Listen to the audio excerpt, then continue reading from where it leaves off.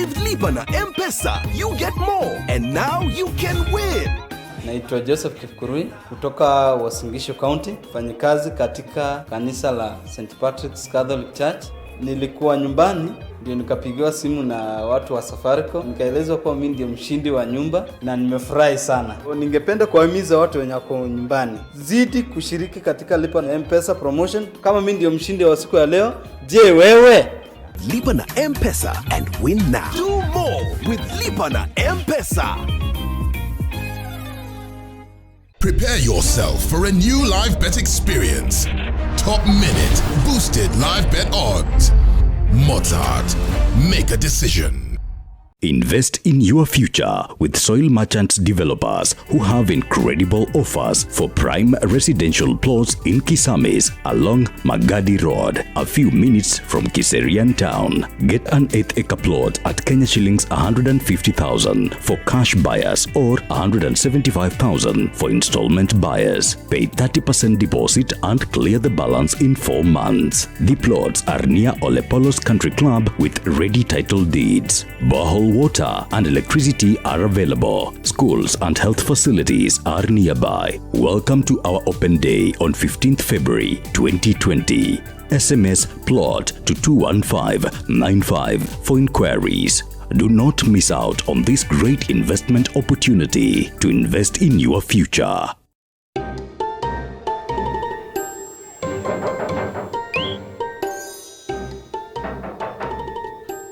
Ni nani? Yemo.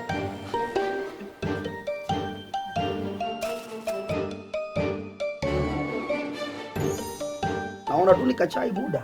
Hapa nikachai tu tunashapa hivyo hivyo. Umesema hakuna mkate kabisa? Hakuna. Chaja hii simu. Acha nikuombe kwa neighbor. Ndio hiyo. Niko na kiselect hapa.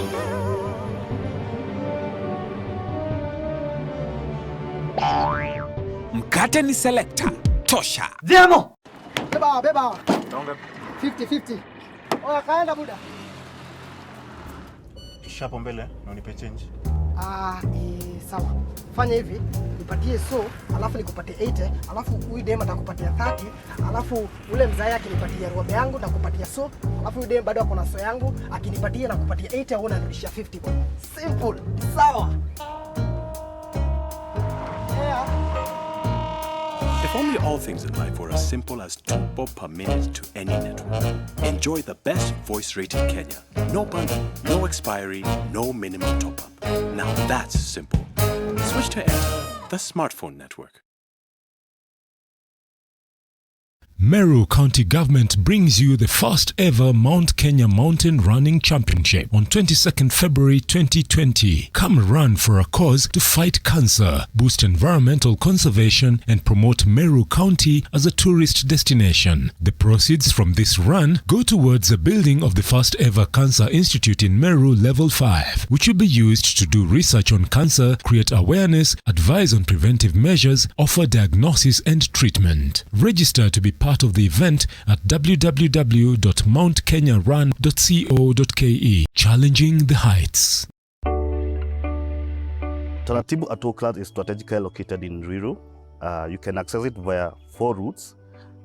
First route is Kigajo Road, which is on exit 13. You can also access it via Mugodha Road. And the third route is you can access it from Ruiru Githogori Road on to Ngeda Road. And the fourth route is you can access it from Tatu City, thanks to the affordable monthly installments, where now one can be able to book a plot deposit of 10%. This land is available in 1/4 acres and 1/8 of an acre. The title that will be made available to you will be in a form known as Certificate of Lease, which looks like a title deed. Payment of the purchase price shall be made to a bank account that will be provided to you, or a pay bill number. Our email is info@taratibu.ke and our cell phone number is 0769 333 333. With Lipa na M-Pesa, you get more and now you can win. Naitwa Joseph Kifkurui kutoka Uasin Gishu County, mfanyikazi katika kanisa la St. Patrick's Catholic Church. Nilikuwa nyumbani ndio nikapigiwa simu na watu wa Safaricom, nikaelezwa kuwa mimi ndio mshindi wa nyumba na nimefurahi sana. Ningependa kuwahimiza watu wenye wako nyumbani, zidi kushiriki katika Lipa na M-Pesa promotion kama mimi ndio mshindi wa siku ya leo. Je, wewe? Lipa na M-Pesa and win now. Do more with Lipa na M-Pesa.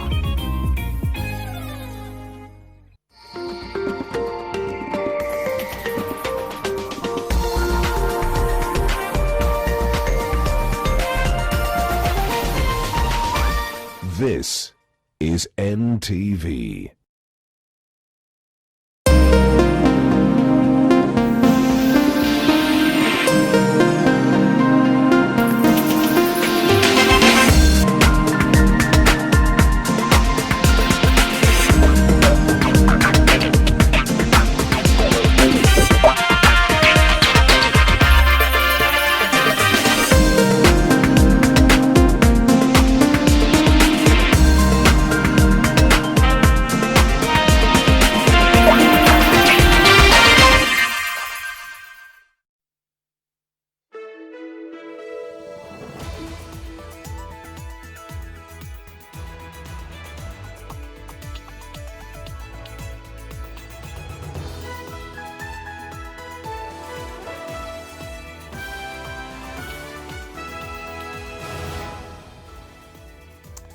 Now, tonight, a former cabinet secretary spends the night in custody as the suspect gets reprieve after 500 days in custody.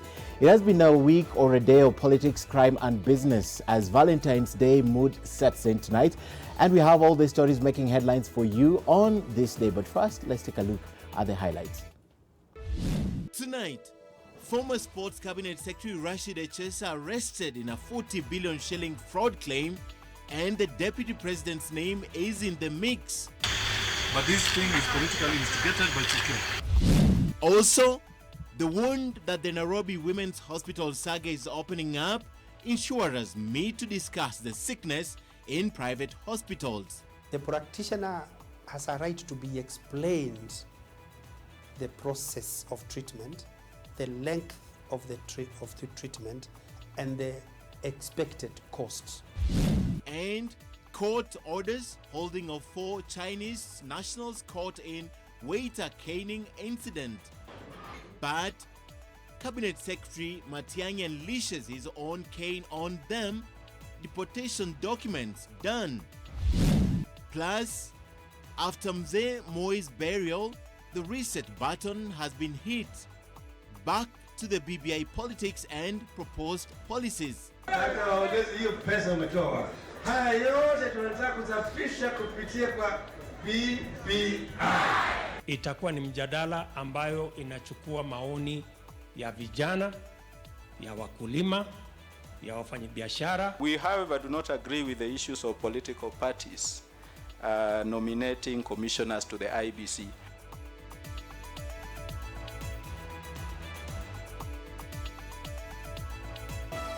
NTV Tonight with Ken Mijungu. A very, very good evening, and we are glad you could find time for us tonight. And of course, my co-pilot is Flora Atieno. Let's begin on an interesting note. Former Sports Cabinet Secretary Richard Echesa is spending the night in police custody. Now, Echesa was arrested today over a fake tender deal involving a fake supply of military surveillance equipment. Now, Echesa is alleged to have conned a Polish-based American 11.5 million shillings in a deal that would have seen the foreigner lose close to 40 billion shillings. Mel Miendo begins our coverage tonight. Rashid Echesa is in trouble yet again. This time he has been accused of defrauding an American investor, and he spent almost the entire day Thursday here at the DCI headquarters being interrogated by detectives from the Serious Crimes Unit. Not only is he accused of fraud, but this time it goes all the way to the office of the Deputy President.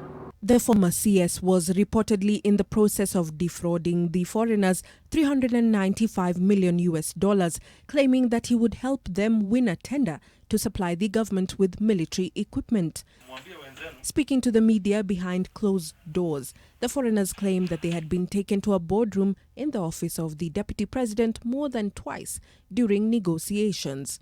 Signed documents show the tender award was signed by the Ministry of Defence. The deal was reportedly so clean that the foreigners were accorded ease of access to the DP's office and the Ministry of Defence. The foreign investors claim that HS's team, which allegedly included a general only known as Juma, used vehicles with military number plates. All the documents had the Ministry of Defence seals and stamps. They further claim that HSA promised them a meeting with the Deputy President to finalize the deal. Detectives from the Special Service Unit pounced on HSA as he met with the investors. He was handcuffed and driven to DCI headquarters for grilling. Another team impounded his car, a Range Rover, which was driven to the DCI headquarters where it was searched. The team said that it had recovered crucial documents involving the case in the car. HSA was taken into custody together with Clifford Okoth, Kennedy Oyo and Daniel Otieno, who were all in the DP's boardroom negotiating with the foreigners. There is no document which has been found within the agreement. Yes. Yeah. If there's any document, let them bring it. But there's nothing. This is politics. This is all politics. DCI Director George Kinoti has confirmed that all those named in the tender documents will be questioned, including Defence Cabinet Secretary Monica Juma, whose signatures appear in the documents. HSA will be arraigned tomorrow. Mel Miendo, NTV. Well, very interesting. That's a developing story, and I'm sure by tomorrow we'll have even more details for you regarding what's happening. And to another developing story, and medical insurers met this afternoon with a view to address more broadly the exploitation of the sick for profit by private hospitals, pharmaceutical companies, imaging and lab service providers. Now, the move could see a change in the way insurers do business with these healthcare providers following a decision by 17 insurance companies, including Jubilee, Brigham, AAR, Old Mutual and CIC, to suspend their dealings with Nairobi Women's Hospital. NTV's Olive Barrows now tells us why the clinical officers view the insurers as sanctimonious and disingenuous. If there was ever a cautionary tale on the use of messaging apps for internal company communications, then Nairobi Women's Hospital would be held up as an example of what not to do. Leaked WhatsApp group chats expose the corruption that has come to characterize the private healthcare system. Private hospitals and practitioners accused of admitting patients to meet bed occupancy targets, ordering unnecessary tests, and even colluding with pharmaceutical companies. You will get laboratories who are service providers on their own. You get the hospitals, you get the pharmacies. So those are three already. So all these are looking at this premium to do their business, probably at times not in a very clean way.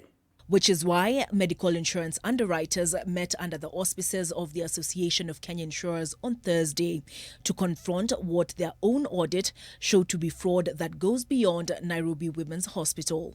If you are in a business whose loss ratio, I managed to look at loss ratio from 2009 to 2018 before you came. It ranges from 73% to 83%. with an average of 78%, giving you a net underwriting loss of 1.078 billion. So when you talk of business case for medical to an insurer, it doesn't exist.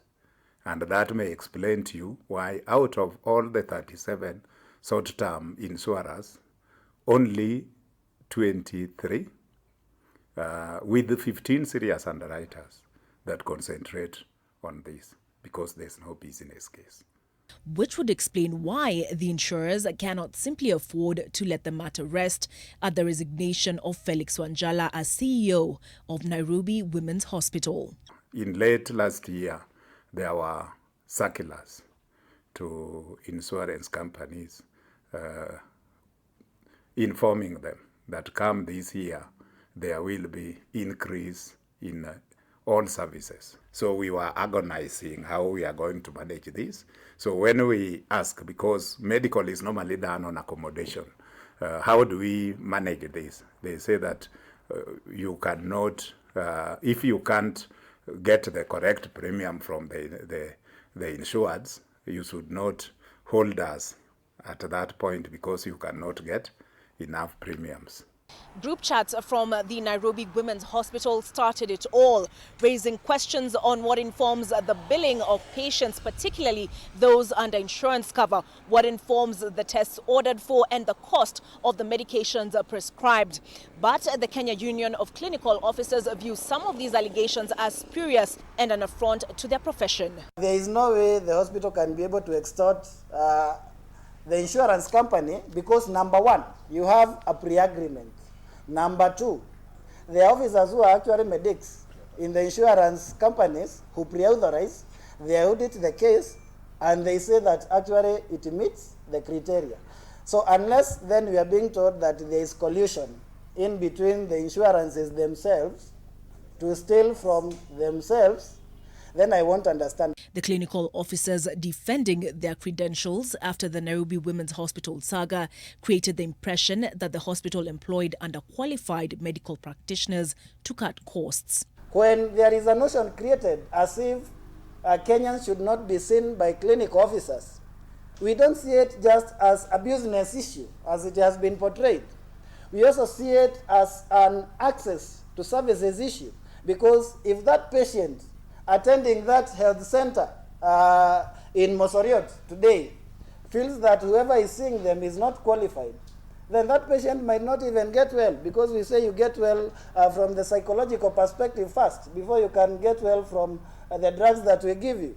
The clinicians taking exception to the accusation that they take the Hippocratic Oath lightly and collude with hospital administrators and pharmaceutical companies to drive up the cost of healthcare. So it's not a problem usually of the hospitals, and it's actually I've found in my practice, my own practice, I've found this to be initiated by the patients, because patients will tell you, mimi nataka ile, wacha nisiseme hiyo, nataka ile dawa original, usinipatie hii ingine. They think generic is not potent enough to be able to heal them. When you end up in a medical facility where they only insist on branded drugs, that will have effect even in terms of the sum insured for that particular patient. So branded products, there are some hospitals which insist on that, even if the generic drugs can equally treat such kind of ailments. As both the insurers and healthcare providers trade accusations, the goal of universal health coverage becomes harder and harder to reach. Olive Barrows, NTV. And away from that, just over a week ago, a video clip showing a Chinese man assaulting a Kenyan at a Chinese restaurant right here in Nairobi raised public concerns, prompting the police to intervene. Now, the 4 Chinese migrants were arrested after the incident and will now be sent back to their country. Interior Cabinet Secretary Fred Matiang'i earlier this afternoon signed their deportation orders.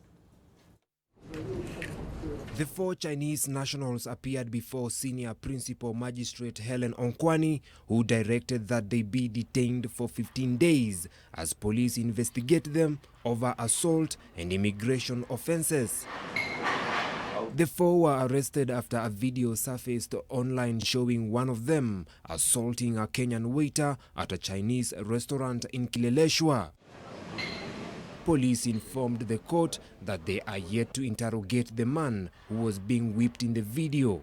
Prosecutors informed the court that the suspects who were working as chefs at the Chinese restaurant have no work permits, and they had entered the country in 2019 using visitors' visas whose validity period had elapsed. The police complete their investigations within a period of 15 days. As the 21 days sought are rather too many in the circumstances, that the police to present a holding charge as against the respondents to allow the respondents apply for bond bail as per the Constitution to secure their freedom as the case proceeds. So you will have a mention on 4th of March. But now Interior Cabinet Secretary Fred Matiang'i has sealed the fate of the 4 who are now remanded at the Kilimani police station by ordering their removal from Kenya. Vincent Odur, NTV. And finally, some good news to the family and friends of the individual in our next story. After he spent 500 days in custody, Joseph Irungu, alias Joey, has been released on a 2 million shilling cash bail. He has been in custody as a key suspect in the murder of businesswoman Monica Kimani. Now, that decision was made earlier today by High Court Judge James Wakiaga. In this statement, Wakiaga stated that he did not find compelling reasons to continue holding Joey in lawful custody. Now, he also said that it contradicts Section 49(1)(h) of the Constitution, which states that an accused person cannot be kept in detention as a form of anticipatory punishment. Now, Joey will have to stay at his parents' residence and his passport will remain with the state as part of his bail conditions. He is also not allowed to communicate with any of the prosecution witnesses or post details of the case on any platform, including social media. Now, Joey was accused of murdering businesswoman Monica Kimani back in September of 2018. It does not give the court any joy to see offenders escape the penalty they really deserve, but until they are proved guilty under the appropriate law, in our law courts, they are entitled to walk about on the street and tread Nigerian soil and breathe an Nigerian air as free as innocent men and women. Of course, that amount of money that was being asked by the court, the 2 million shillings, was a little bit hefty for him, and I see them fundraising on social media to get him released. Now, surveillance systems have been put in place at the port of Mombasa and other ports of entry due to the heightened concerns over the deadly coronavirus. The disease is, however, taking a toll on the tourism industry, which is projected to lose billions in dollars. NTV's Kevin Mutai now reports that all the passengers aboard a cruise ship that docked at the port of Mombasa Thursday was screened before they were allowed into the country. Marco Polo, a United Kingdom-owned cruise ship, docked at the port of Mombasa Thursday morning with 646 tourists and over 300 crew members. One by one, all the passengers aboard the ship were screened by port health officials before being allowed to disembark from the vessel. Kenya Ports Authority maintains that a circular has been issued across all ports of entry and mechanisms put in place so as to address suspected cases of the deadly coronavirus disease. Where we suspect that there is an incident, we have got facilities to quarantine you, and thereafter we've got experts, even at the port, who are able to diagnose and treat, and eventually either transfer you to medical facilities in Mombasa or out of Mombasa. The chances of this particular vessel having anything are almost zero because it's been traveling around Africa and with very limited connection to people, especially coming from China. The outbreak has caused global panic, which has seen some cruise ships denied permission to dock in several countries. An example is Westerdam, a cruise ship that was denied entry into 5 countries but has finally been allowed into the Cambodia port to the relief of the 2,000 passengers on board. Another cruise ship, the Diamond Princess, remains under quarantine at the Yokohama Bay in Japan with 200 of the 3,500 passengers and crew confirmed to be infected. We feel for those organisations for the uncertainties associated with these events, but we do believe these risks can be appropriately managed. And again, staying calm and managing those risks in a systematic way, we believe most of these events can continue if the proper measures are applied, and these don't need to scare people. Over 1,300 people have died so far since the outbreak, with more than 60,000 confirmed cases in 28 countries. So far, there have been no confirmed cases in Africa. In Kenya, we have this kind of group. They, established the connections with those people came from Shanghai. So we use them as a tool to supervise whether those people from Shanghai back to Nairobi or back to Kenya stay at home for 14 days. WHO says there are 4 candidate vaccines against the virus and that the first is likely to go into human trials in April. Kevin Mutai, NTV, Mombasa. Now, the country does not have a substantive Auditor General, a vacancy whose implications are being felt in both the public and private sectors. Julian Samboko now sheds light on what this absence means and what some policy analysts are proposing as measures to avoid such situations going forward. It has been about 6 months since the office of the Auditor General fell vacant following the exit of Edward Ouko in August 2019. The country is now getting into the thick of the annual budget season without this office being occupied. And many are now questioning what this means not only for the public sector, but equally for the private sector. In December 2019, it emerged that the Public Service Commission was set to re-advertise the position of Auditor General after it failed to identify a suitable successor to Edward Ouko among the 17 shortlisted candidates it had interviewed. A month later, the corridors of justice would throw a spanner into the works after the Employment and Labour Relations Court suspended the recruitment pending determination of a case filed by activist Okia Omtata. Policy analysts now say the continued vacuum in this critical office threatens Kenya's public finance management framework. If you look at our audit cycles, every time we're about 2 years away from the next election, there is a flood of either release of previous audited reports or there is a backlog. Now it's happening again because we don't have an Auditor General in place. Now what that does is when you go into the next electoral cycle, you have a backlog of unaudited reports. If you look at even the county governments, they peg the 15% based on the latest audited financial statements. Exactly. So far, I think we are at 2016, 2017. With Auditor General in place, at least they can start auditing even the numbers for the government, which is also a basis for even disbursements to counties. Some analysts are now calling for an amendment to the Public Audit Act to prevent situations whereby the Office of the Auditor General falls vacant and paralyzes critical operations. It's because there's no provision of an acting Auditor General once this one retires or leaves at the end of their tenure. So the whole thing about should we have a clause which allows an acting Auditor General and is allowed to sign, it's missing. A number of entities have been affected by the absence of an Auditor General. At the stock market, shareholders of companies such as Kengen and Kenya Power are grappling with the delayed release of financial results due to the absence of an Auditor General as required by law. The central bank has also been unable to submit audited accounts to the National Assembly owing to the vacuum in the office of the Auditor General. Julian Samboko, NTV. Right, that's an optimistic note from Julian Samboko with the proposals from the policy experts on this. We take a short break, but don't go anywhere because we'll be right back in a moment.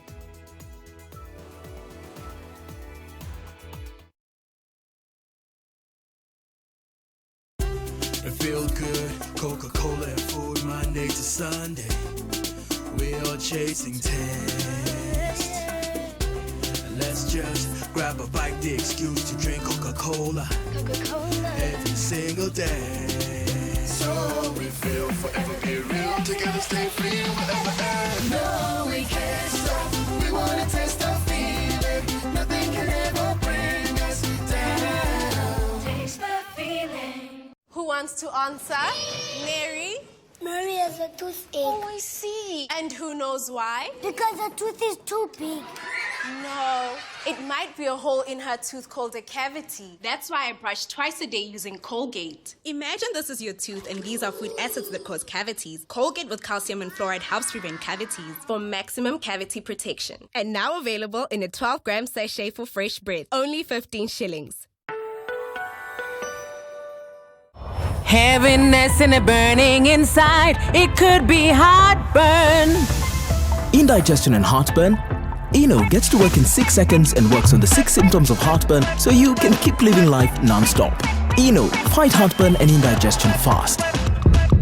Your multi-bet is on its way to hit the bullseye. Oh, you lose one match, but only in Mozart. Mozart Refund, lose one game, get your cash back. Make a decision. Terms and conditions apply.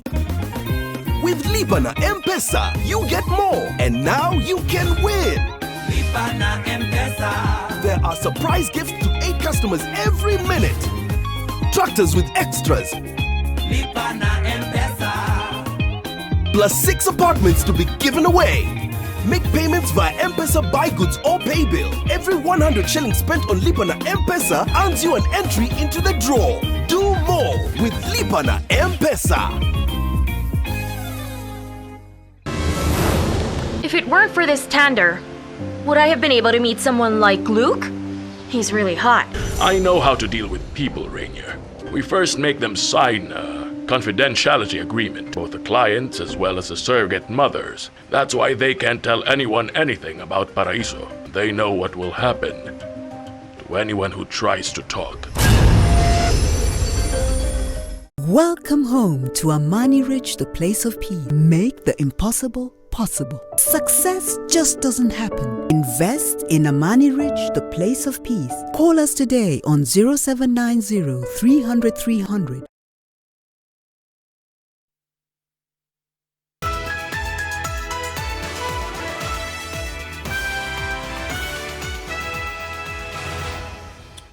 Well, this is something you need to look forward to. East Africa's most important lake, that is Lake Victoria, is silently rotting from the deep as industries pollute it. The fish in it are toxic, but unsuspecting consumers like you and I continue to eat them.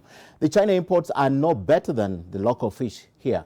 In our second part of the Toxic Flow series, we picked 52 samples at 28 locations on the lake, rivers and effluent discharges from factories in the region. We also bought fish, sampled and brought them to Nairobi, and also those from China, and they're right here in Nairobi for testing. Now the results are out. Sheila Sendeo takes us through the Toxic Flow in Lake Victoria this Sunday and Monday at 9 p.m. The water in the lake is not safe. Uchafu yote nakuja mpaka baadi, samaki upatikane ndakuwa ngumu. Hatukunywi maji. Hizo haiko rahisi. We are not releasing any wastewater into the environment. Tumechoka na kupiga kelele kwa watu ya prison. Sewer connectivity is still very low. Government is aware of their production. Government needs to monitor where they empty their waste. This was undercover camera. Are we going there? We were given this lake and we're just not looking after it properly. When God comes and says, where is my lake? We say, here it is.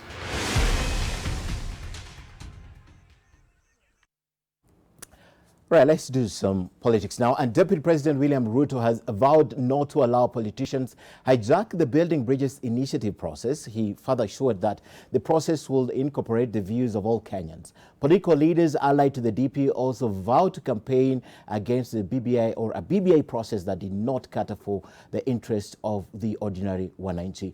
Now, the leaders spoke during a burial in Gatitu village, that's in Kandara constituency. Mimi hata ukiniuliza hii sarakasi yote kuzunguka kutumia pesa ni ya nini, na hii kitu tutushakubali. Anyway, wacha wale wanakula wakule wanone. Lakini sisi vile tulitoka pale Bomas, hapo ndio sisi tuko. Watu wote hapa wa Kandara na Murang'a hawataki kunena kwa sababu wameona kama nyinyi mmepoteza laini, wewe na His Excellency. Sisi tuko pale tu, mlituacha. Your Excellency, mkipiga kona, tunapiga na nyinyi.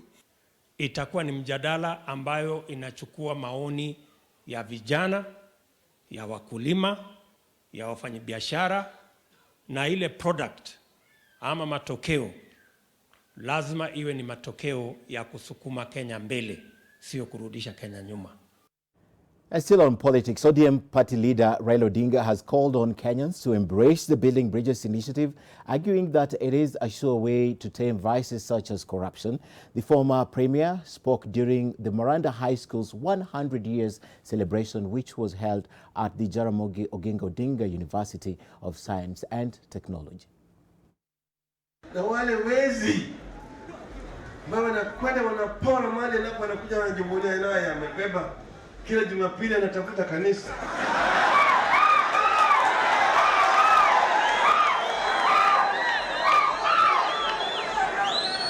Yeye anafanyia kazi Mungu. Yeye anafanya investment hapa. Wanamwalika yeye atiwe njoo. Tunatafuta wewe. Hata waongeze hiyo pesa umetoa wapi? Haya yote tunataka kumaliza sawa sawa. Haya yote tunataka kusafisha kupitia kwa BBI. Mko tayari? And let's now talk about the BBI. And the fight against corruption was once again the main focus of attention as the BBI task force launched the second phase of collecting more views from you ahead of the implementation of that report. Present before the team was the National Cohesion and Integration Commission and the Multi-Sectoral Forum on Anti-Corruption. Also before the team were women leaders who proposed for an increase in the number of women in leadership positions. NTV's Silas Apollo was also there to listen. We are concerned about the lawlessness. Months after the launch of the merged hype report by President Uhuru Kenyatta and ODM leader Raila Odinga, the BBI task force convened the first of its second series of meetings. The team says the second phase of the initiative is to validate the submissions made before the task force by various groups with a view of consolidating them for ease in implementation. And before the team on Thursday was a caucus of women leaders drawn from various sectors in the country, the National Cohesion and Integration Commission, as well as the Multi-Sectoral Committee on Anti-Corruption. In its presentations, NCIC opposed the proposal to place them under the office of the President. We are responding to what the public have very often told us, that we need to be strengthened and have the teeth. The Commission also asked for prosecutorial powers, even as some members of the task force challenged the team to consider acting as a reservoir for prosecutorial bodies instead of asking for more powers. Were the NCIC to be the one to prosecute, we would have many that could have been convicted, because our role ends at the investigations. The Multi-Sectoral Forum, on its part, called for the complete ban on betting and gambling in Kenya, saying it was the biggest threat facing the youth. We should actually not even tickle around licensing a few companies here. We are saying we should ban all kinds of gambling. It adds no value other than putting a lot of money in it, because it's just a game of cheating. The Women Caucus called for inclusivity in all leadership positions in order to achieve the 2/3 gender principle. Our concern is equity, equality, fairness, and inclusiveness. Gender has to be observed. If the governor is a man, the deputy governor is a woman. If the speaker is a woman, the deputy speaker is a man. Silas Apollo, NTV. And of course, you would want to know how Jubilee Secretary General Raphael Tuju is doing. Well, tonight we're reporting he's still admitted in the intensive care unit at the Karen Hospital and is still sedated following the emergency procedure that was done yesterday. Now, Tuju was airlifted from Kijabe Hospital after being involved in a car crash. Doctors are monitoring the CS, and as NTV can also confirm to you that his vital organs are all okay, according to the doctors. Now, following yesterday morning's road accident in Magina along the Nakuru-Nairobi highway, Tuju, alongside 17 others, was injured and hospitalized immediately at the Kijabe Hospital, where he underwent the surgery. His Prado was involved in a head-on collision with a 14-seater matatu and a third vehicle, which was driving behind him. Two of Tuju's assistants were also airlifted to Nairobi for treatment, while the rest of the casualties were treated at the Kijabe Hospital.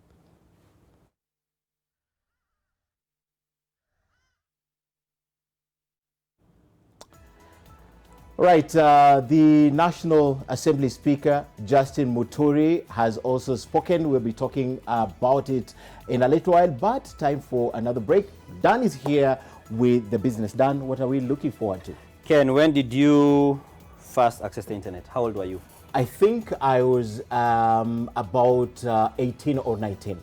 18 or 19, I can't remember that clearly. Kids today are accessing it at a much lower age, which is one of the things we're going to talk about in business, about the access to internet for children and the risks that they've been exposed to. Okay. Victor Kripa has a very good story on that on business after this.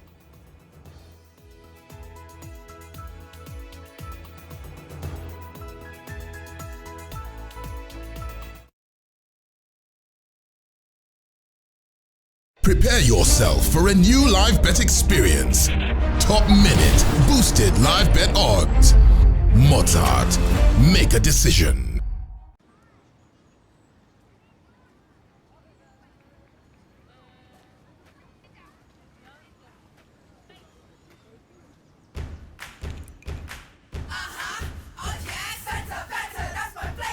hanging out. It's my summer, got my squad. We go harder, we got a little bit of feel good now. It's my all I wanna do, all I wanna do, I tell you 'cause it's true. All I wanna, let's have a little bit of feel good now. Be myself, that's my secret. Stop and chill, best believe it. This is the weekend, so we're getting down. All I wanna do, all I wanna do, I'll tell you 'cause it's true. Let's have a little bit of flavor. To the out-of-framers, the turtleneckers, the fringe growers, you don't need to hide anymore. Try Dettol Even Tone. It cleans and helps to reduce the appearance of blemishes caused by oil, dirt, and germs, giving your skin a healthy feel. Join the millions that have switched to Dettol Even Tone, now also in pomegranate fragrance, a healthier skin for an even better you. Brought to you by the Kenya Consortium of Medical and Health Professionals. Dettol, be 100% sure.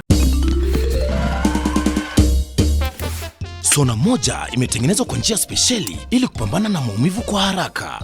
Sona moja ina aspirin kama kiungo. Sona moja, kitulizo kamili. Maumivu yakizidi, pata ushauri wa daktari. With Lipa na M-Pesa, you get more and now you can win. Naitwa Joseph Kipkurui kutoka Wasingisho County, mfanyikazi katika kanisa la St. Patrick's Catholic Church. Nilikuwa nyumbani ndio nikapigiwa simu na watu wa Safaricom, nikaelezwa kuwa mimi ndio mshindi wa nyumba na nimefurahi sana. Ningependa kuwahimiza watu wenye wako nyumbani, zidi kushiriki katika Lipa na M-Pesa promotion kama mimi ndio mshindi wa siku ya leo. Je, wewe? Lipa na M-Pesa and win now. Do more with Lipa na M-Pesa.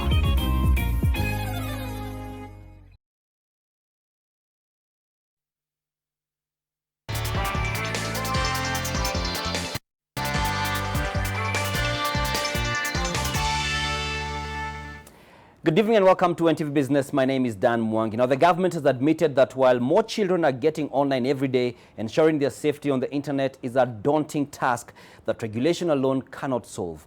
Here is Victor Kiprop with more details of the risks posed to children by the internet that came up from the celebrations in Nairobi to mark Safer Internet Day, which was globally marked on Tuesday. From social media, the World Wide Web, video games, and even streaming sites, internet usage among the young is on the rise. And while this provides them with many opportunities that may contribute to the improvement of their lives, it also amplifies the risks that could undermine their well-being. Parents in this digital age are keen to ensure their children can access digital content, providing a luxury that they missed during their childhood. They are very busy working. Like any good parent, they do not want to disappoint their children. So they go ahead, they pay for their Wi-Fi on time, they download the games, they subscribe to the television bouquets that their children love most. But then they have no time. So they take little or no interest in the suitability of the content that their children consume. The proliferation of smartphones like this one means that more children across the globe are now accessing the internet and spending more time online than ever before, and in most cases without parental supervision. Children are now regular patrons of the internet, and in the process, they increasingly get exposed to cybercrime.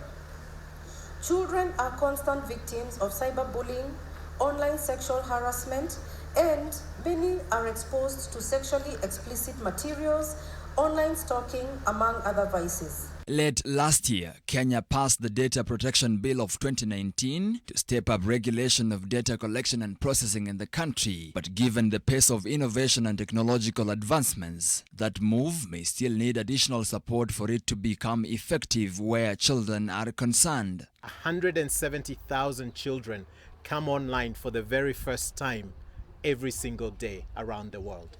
So that is a massive number. So we have to make sure that as government, as private sector, that we work closely together to ensure that when these children come online, they're safe, they know what to do. There was consensus that collaboration between regulators, parents, mobile phone and internet companies, as well as other stakeholders, is the key to protecting children from the dangers that lurk within the internet. As of September 2019, mobile subscriptions in Kenya stood at 112%, while internet penetration stood at 99%. Victor Kiprop, NTV Business. Once again, the issue of hands-on parenting comes up in this case. There's now talk of expanding the scope of providers of credit information about individuals to include even landlords and other people or entities that are in the line of providing credit. The infrastructure to put this in motion is one of those being discussed at the 5th Africa Credit Information Sharing Conference, which is a two-day forum which kicked off on Thursday in Nairobi. Lilian Kiari reports. Your shopkeeper and landlord are some of the parties whose database on customer credit history may be tapped into to feed a central credit information sharing platform for the country. This means that if you default paying your rent or take goods on credit and fail to pay for them in time, you risk being locked out from accessing a loan from a formalized institution. A credit score is the moment you first borrow. That's the time the number, your name then gets on the database. Now the performance of that credit in terms of repayment starts driving your score. The more actually credit you get, the more you become a good borrower. Access to customer credit history has posed a challenge, particularly noting that Kenyans have a habit of borrowing from one lender in order to repay another lender. Now, the introduction of a credit score is set to promote responsible borrowing and also mitigate the cases of defaulting. We're trying to say to our banks that in order to survive in the future, you must move to this new platform. And this platform is a transparent platform, as I've said. It's a customer-centric platform. It's the pricing of credit needs to be clear, and you need to be ethical. The Kenya Credit Information Sharing Initiative aims to reduce the expenses that lenders face in accessing risk for their clients when making a lending decision. The proliferation of new platforms for lending, especially on the mobile phone platform, has further complicated the credit information sharing space with a need for regulation to catch up with innovation. We are creating about 150 loans every second in this country. So how does that information quickly, get there, and then other people can use it for decision making? We are putting in an infrastructure for more efficient way of how the data moves from the lender again to the CRBs. Currently, Kenya has 3 licensed credit referenced bureaus. Lilian Kiarie, NTV. Government engagement. 150 loans per second, quite something. We are definitely a loan country, not just on a micro level in terms of individuals, but even at the broader scale. Besides being declared as a global emergency by the World Health Organization, the coronavirus is now spreading its adverse impact on various economies around the world. Here's Alex Mwangi with more on how the impact of the virus on business is being felt in different parts of the globe. The GSMA Mobile World Congress prides itself in being the biggest annual mobile phone event, bringing together over 100,000 participants and more than 2,000 companies. This year's event has been cancelled. Reason: the coronavirus. The event was scheduled to take place from the 24th to 27th of this month in Barcelona, Spain. This means that the financial resources to put in place the Congress have gone down the drain, besides the impact of the benefits it would have brought to more than 2,000 companies. Closer home in Mombasa, where there is a large concentration of importers, the effects of the coronavirus have hit the shore. So kwetu sisi imetu affect direct. Murage says he has witnessed a general slowdown in volumes of imports and hopes the downturn will lift soon. The coronavirus may have a far wider impact on frontier economies, which heavily depend on China for imports. Ikiwa tunajua ile principle ya supply and demand, kama tires, tunajua we import tires mostly from China. Kwa hivyo bei zitapanda. Pia hata serikali yenyewe itapoteza revenue. Recommend those Kenyan people, those Kenyan businessmen, be careful. Maybe we have to wait several weeks Let's wait and see, okay? Do not need rush to go back to Guangzhou to import your goods. China is an economic powerhouse, so if it sneezes, the global economy may catch a cold. For now, efforts to contain the coronavirus are in high gear in China, even as other economies begin to grapple with the financial toll of the virus. Alex Mwangi, NTV. No sooner has Britain left the European Union than the difficult reality of beginning the arduous task of negotiating trade deals with the EU hits home with ferocity. The European Parliament has taken a tough stance on the UK by seeking to have the isolated nation agree to EU policies if trade at its borders with the Union is to remain relatively the same. The UK will have to abide by EU policies on, among other issues, subsidies for companies, food labelling and regulation of chemicals for climate change, if it is to trade smoothly with the 27 member state union. The EU and the UK have about a year to iron out the new trade tariffs. The United Kingdom, however, now finds itself between a rock and a hard place, as options on the table could either be highly damaging politically or detrimental to the health of its economy.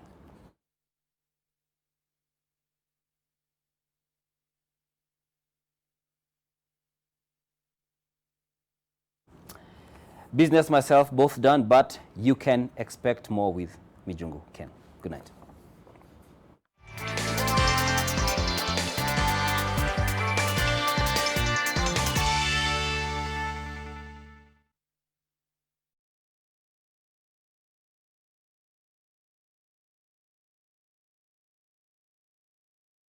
Inakwambia bibi kuna mdenge fulani bibi yako na nywele refu yani. Kuna ngoko fulani bibi amemechali yake hadi Sasa jamaa ndo nena kutupinya mtu mbao. Mimi nimemjenga dhao. Gari ilikuwa salasa. Akaniambia nimjenge 17 hapa tena 30 yangu. The way this position is tiring. Nimechoka. What's that? Ni shosho fulani hapa hivi. Ati shosho. Call for long at 1 shilling 50 cents to all networks. Cartelo. Dial star 544 hash to subscribe. Telkom, moving with you. The Waste Electrical and Electronic Equipment Center is an ISO-certified company leading in safe disposal of e-waste in Africa. E-waste defines all electronics that are obsolete or are overtaken by technology, e.g. phones, solar equipment, TVs, cables, microwaves, batteries, etc. They contain carcinogenic elements such as lead and phosphor powder that enter the food chain through reckless disposal of electronic equipment. Take initiative to dispose safely. Reach us on email or the numbers on your screen. I help women find independence by training them in fish farming. It's tough on my back, joints, and can cause headaches. Panadol Extra relieves multiple types of pain. Panadol Extra, now with new Optizorb technology to fight multiple tough pains with 3 times more pain-relieving medicine in the first 30 minutes when you need it most. Seeing them support themselves makes any pain worth it. If symptoms persist, seek medical advice. Meru County Government brings you the first ever Mount Kenya Mountain Running Championship on 22nd February 2020. Come run for a cause to fight cancer, boost environmental conservation and promote Meru County as a tourist destination. The proceeds from this run go towards the building of the first ever Cancer Institute in Meru Level 5, which will be used to do research on cancer, create awareness, advise on preventive measures, offer diagnosis and treatment. Register to be part of the event at www.mountkenyarun.co.ke. Challenging the heights.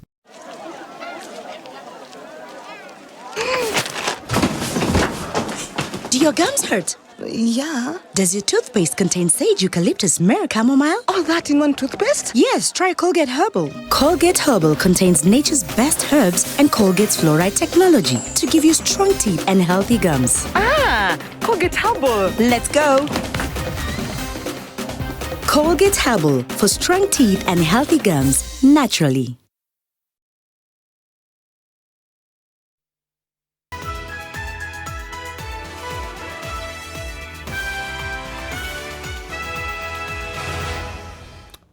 Right, a lot of you tonight are asking the question of what killed the Kahawa Windani member of County Assembly, and the residents of that county in Kiambu County, that area or region are also asking that question. And tonight they are in mourning after receiving the news of the sudden death of their area MCA, that's Cyrus Omondi alias Gearbox, who died in Mumbai, that's in India, while on official duty.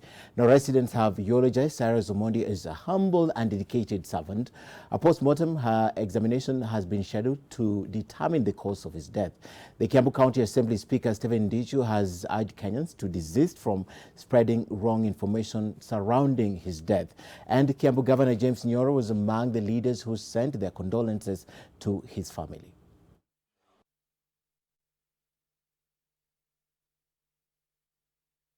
Kijana alikuwa anafanya kazi mzuri katika hii community. Death has robbed us a leader right at the beginning of his political career that was assured with promise. We are not prepared for this. We were not prepared for this, but with heavy hearts, we are going to bear it step by step. Tumetuma watu wa kufanya upelelezi na kupasuliwa kwa mwili ili tujue ni nini imefanyika. Well, less than 2 hours, 15 minutes, Valentine's kicks in, or Valentine's Day kicks in, and love will be in the air. Well, not in studio, but all over the world as the Valentine's Day approaches. Many will try to put their best foot forward to impress their loved ones. But for others, February 14th will be a day like any other. NTV's Helen Aura has been out and about sampling what's in the air. Just a few hours to the 14th of February 2020, and a walk through the CBD, the color, glam and pomp immediately grabs my attention.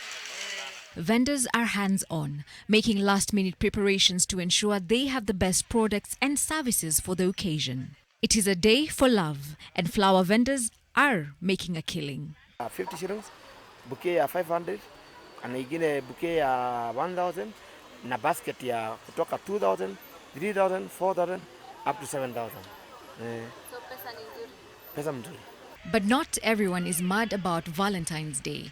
There are those who feel every day is a day for sharing and showing your love. It's good to spend with those people that you love, first of all, your family and stuff like that. But it's also good to be exceptional in one year or the other. It's good to be exceptional. Like buying a flower for your grandmother or even for your granddaughter.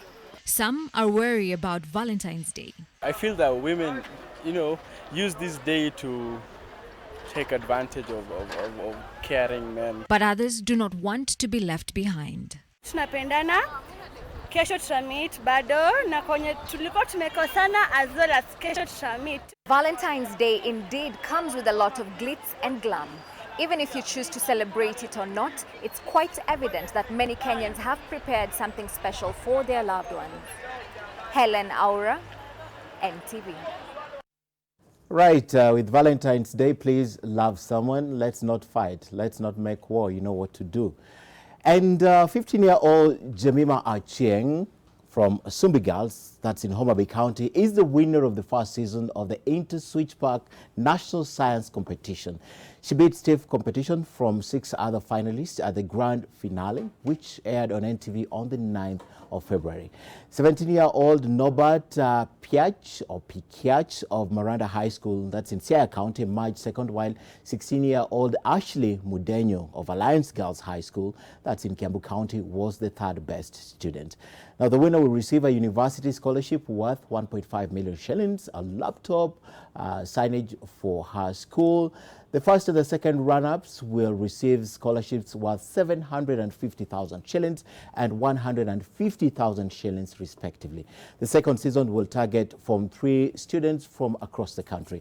Inter-Switch Park Science Competition was unveiled last year through a partnership between Inter-Switch and Integrated Digital Payment and Commerce Company, Ministry of Education, UNESCO, and NACOSTI, with an aim to prepare and empower future African problem solvers through STEM education. The following processes result in a chemical change. And congratulations to all the winners. Well, it's about 11 minutes to the top of the hour. Watson Karuma will be joining us with sports. But first, he joins me in studio looking dapper in my borrowed suit. Watson, what do we have? Well, thank you, Jungo. It looks quite nice, It belongs to me. But I heard you quote something there, make love, not war. Yes. It's actually been sung by two artists, John Lennon of the Beatles and Bob Marley. Okay. Yeah. So So I see you have plans for the weekend already. And I can tell you what, we've got plenty lined up ahead on NTV Sport. But first, have this short break.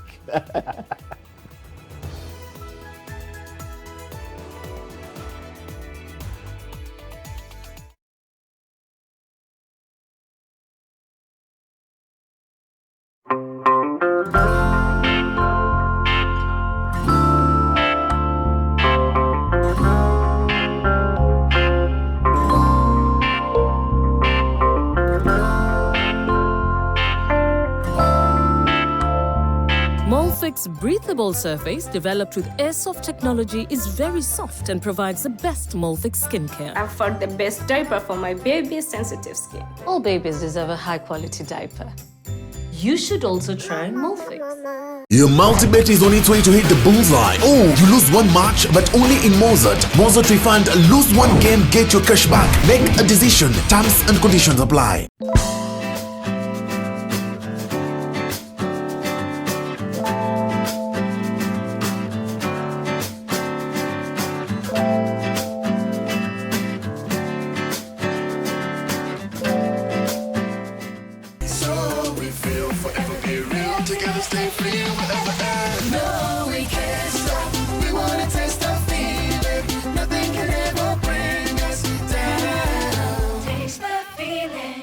Building tips for general construction should be bought from reliable sources, should not get dry before the specific curing time given for best results, must be kept certified. Exactly 50 kilograms guaranteed in each bag. Adding strength to Kenya's landmarks, power for specialized constructions, cementing the nation's future.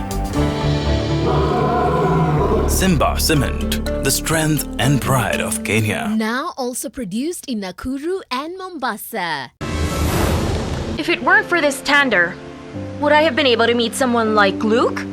He's really hot. I know how to deal with people, Rainier. We first make them sign a confidentiality agreement, both the clients as well as the surrogate mothers. That's why they can't tell anyone anything about Paraiso. They know what will happen to anyone who tries to talk. Welcome home to Amani Ridge, the place of peace. Make the impossible possible. Success just doesn't happen. Invest in Amani Ridge, the place of peace. Call us today on 0790 300 300.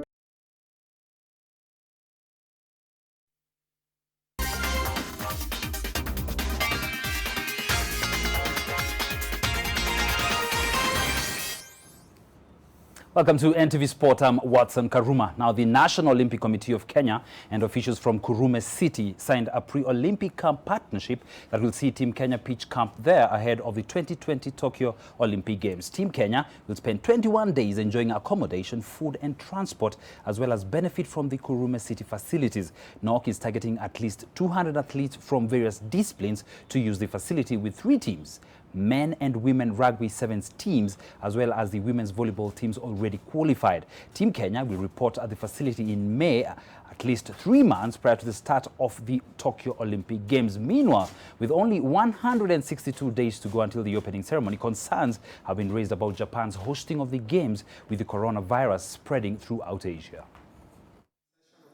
The pre-Games camp will offer the athletes just enough time to train, acclimatize, and experience the Tokyo before they go into the Games Village and into the competition.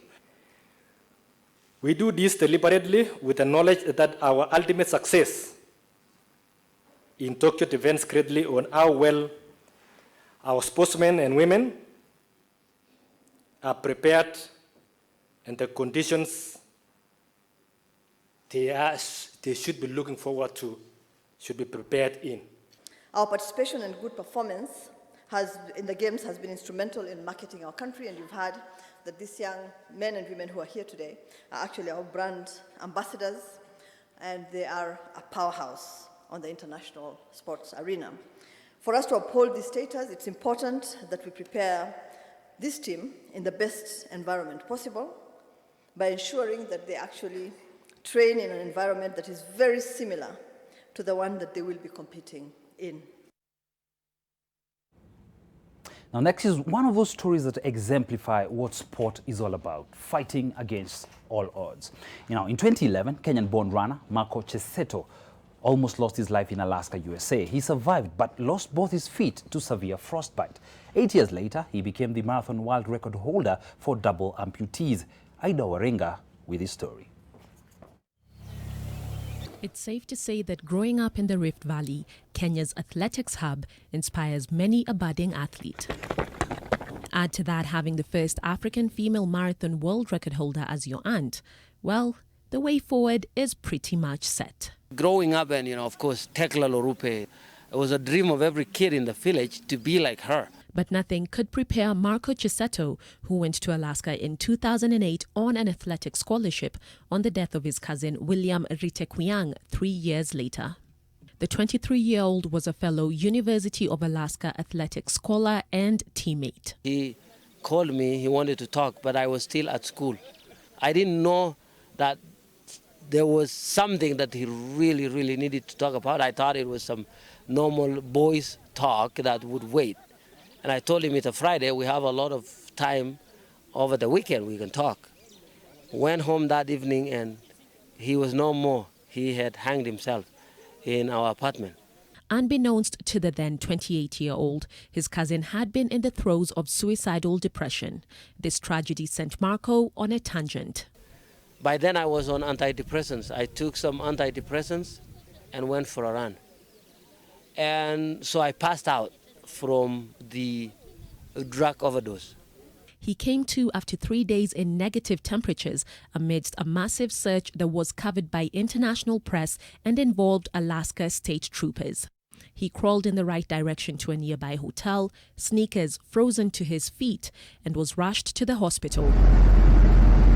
They have made a decision to amputate both my feet below the knee because of frostbite, and I was starting to have gangrene.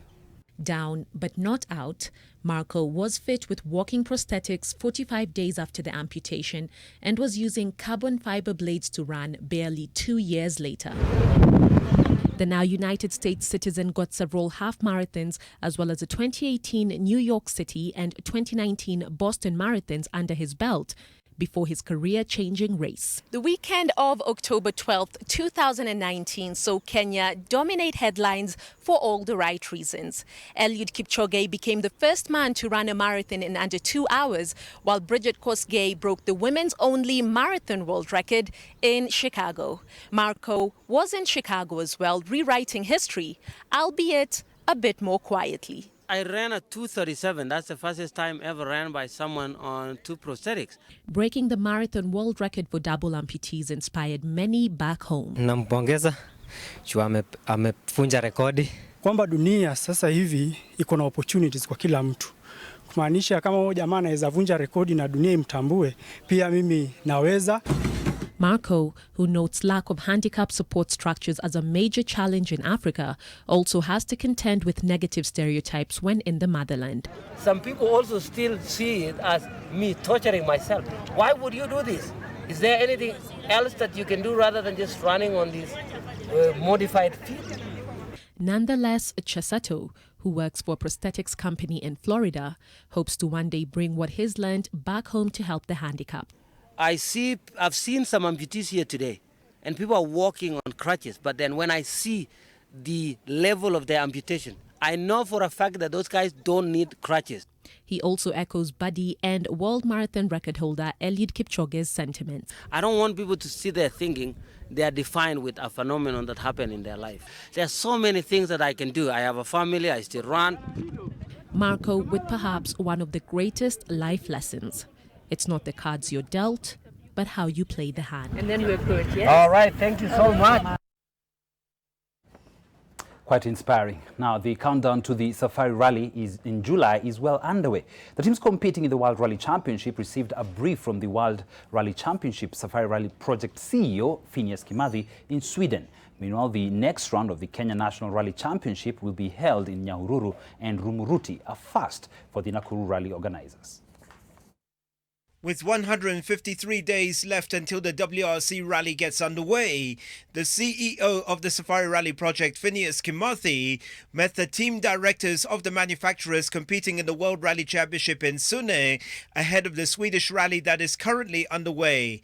The directors from M Sport, Hyundai, Toyota and Skoda teams received a brief on July's event in Kenya. Locally, the KCB Nakuru Rally will be held in Laikipia on the weekend of the 7th and 8th of March, with the start at the KCB branch in Nyahururu, while the finish will be next to the service park on the Maralal Road, 40 kilometers from Rumuruti town. Carl Flash Tundo and Tim Jessup lead the overall standings with 31 points each, following their win at last weekend's Guru Nanak Rally, plus one extra point for finishing third in the power stage. Reigning national champions Baldev Chaga and Ravi Soni are second with 26 points each. That include 2 extra points for finishing second in the power stage. Onkar Rai and Stuart Loudon are third with 24 points each, which include 3 extra points for winning the power stage. The point system has changed this season. The top 14 will be awarded points, with other finishers being rewarded with a point each. Sean Carter-Villas, NTV. Aspirants from Mombasa, Kilifi, Kwale, Taita Taveta, Wajir and Garissa counties have submitted their nomination papers to the FKF Electoral Board ahead of the upcoming elections.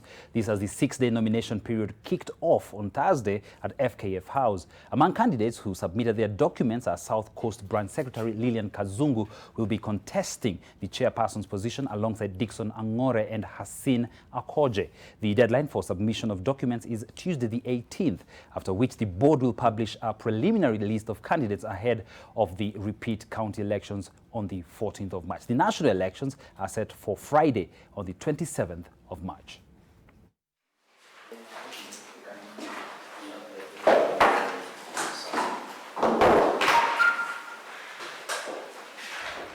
Well, thank you very much for your time. Have a lovely night.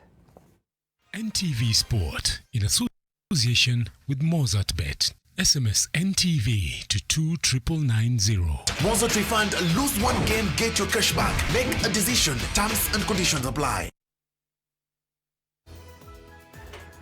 Well, that's right. Of course, coronavirus is just spreading havoc across all sectors. And in sports, we have the Hong Kong and the Singapore Sevens already postponed.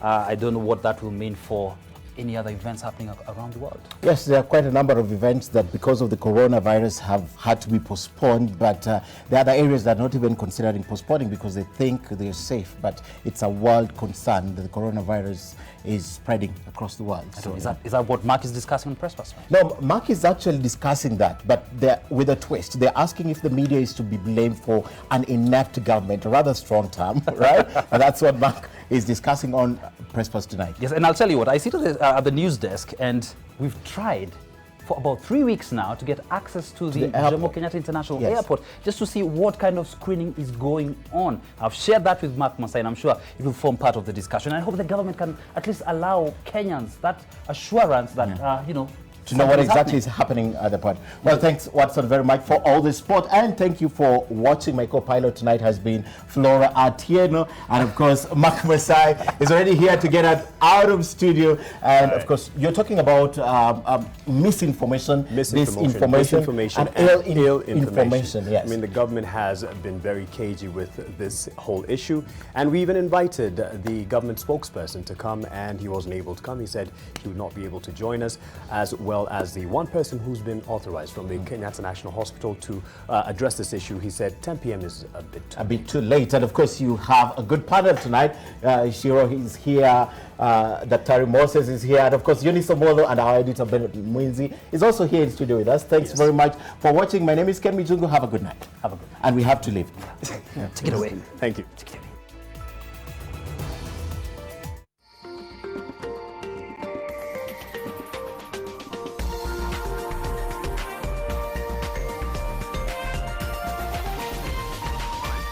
This is NTV.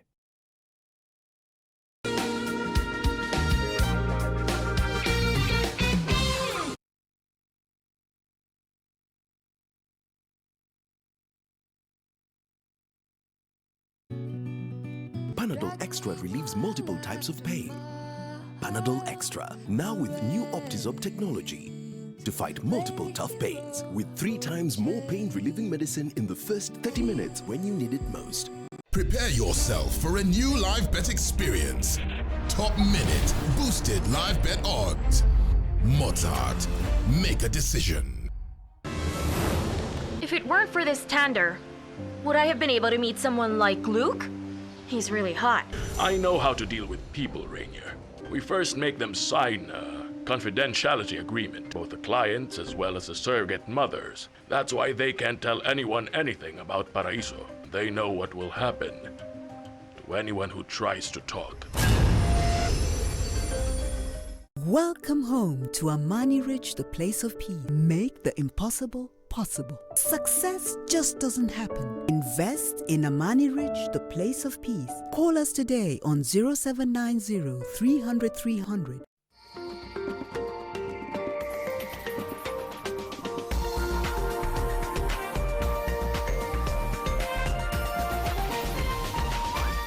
This is NTV.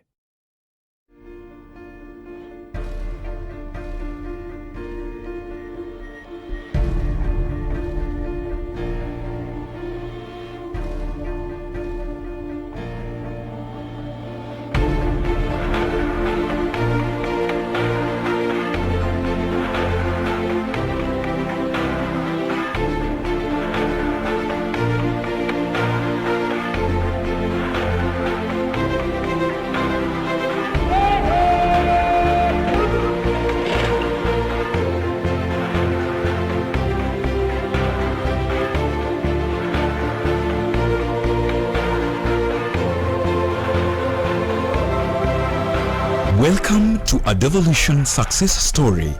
This is Kakamega County, the green jewel. In the second phase of devolution, the county government has initiated the County Youth and Women Empowerment Program.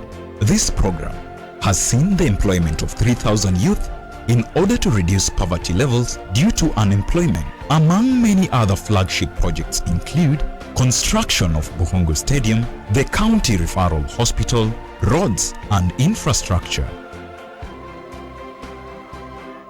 We have come out with a big flagship projects called County Youth and Women Empowerment Program, where we have recruited 3,000 youth, and this number we are going to increase it by 1,000 soon, so that there are 4,000. Tulianzisha hii program kwa sababu ya umaskini mwingi katika hii kaunti yetu. Hapa katika Kakamega County watu karibu 6 kwa 10 hawajiwezi kupata chakula mara 2 kwa siku kwa sababu ya umaskini, na tukaonelea umaskini unaletwa kwa sababu watu wetu wengi hawana ajira. Kila ward tumechukua vijana, wamama na wazee 50. In particular, about the program which we are launching today, this is a life-changing program. And I want to talk about it because this nation is mainly about the youth and also our mothers, because our mothers take care of our homes and with our families, and we also rely on our youth to perpetuate our country, our county into generations. So the moment we empower women and the youth, then it means that you are set for the next generation. Well, I want to really thank the governor for this particular program, because it's very hard actually, and especially to bring the youth into mainstream productive